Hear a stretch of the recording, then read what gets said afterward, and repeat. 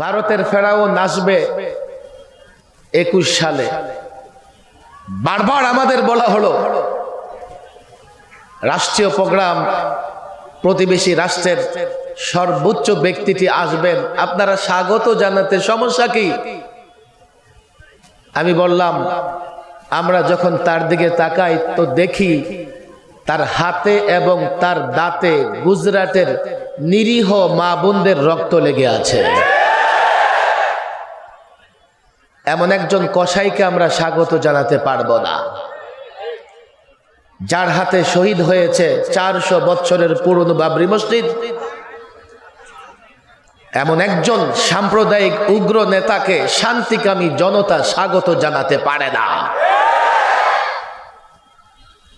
2600 আলেম মাদ্রাসার ছাত্র টুপি দাড়ি বলা যুবকদের গ্রেফতার করে 2 থেকে 3 বছর পর্যন্ত জেলখানায় আবদ্ধ রেখে নির্যাতন করা হয়েছে।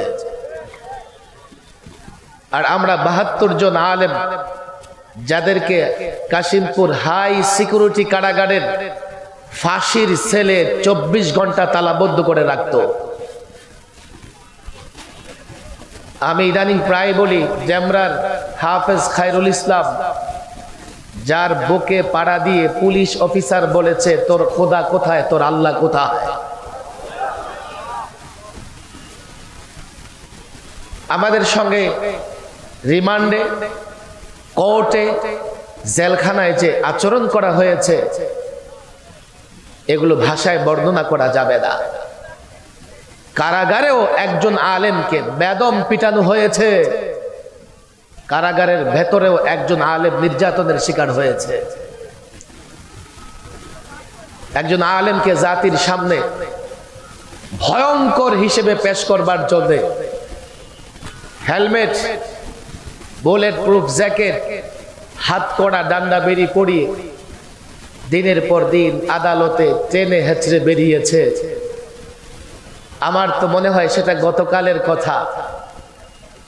আজকে আল্লাহ তাবারক ওয়া তাআলা সময় পরিবর্তন করে দিয়েছেন। যেভাবে তারা আলেমদেরকে অপমান অপদস্থ করবার চেষ্টা করেছে, এখন তারা সেভাবেই অপমান অপদস্থ হচ্ছে।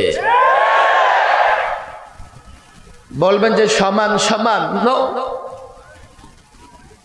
আমাদের আদালতে তুলেছে, আইনজীবী পর্যন্ত চোখের পানি ফেলেছে। আর তাদেরকে আদালতে তোলা হয় তো জনগণ পচা ডিম নিক্ষেপ করে। আমাদের আদালতে তুলেছে, বাংলাদেশের 4 লক্ষ মসজিদ থেকে দোয়া হয়েছে। আর তাদেরকে আদালতে তোলা হয় তো 4 লক্ষ মসজিদে তাদের গ্রেফতারের কারণে লোকেরা আল্লাহর শুকরিয়া আদায় করতেছে। এক নয়,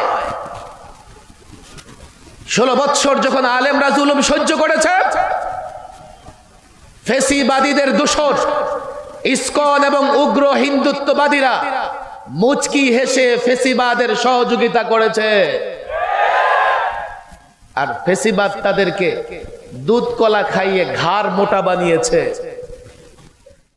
সত্যনের মশালবাহী প্রিয় মনীষীদের পাপড়ি টিভি।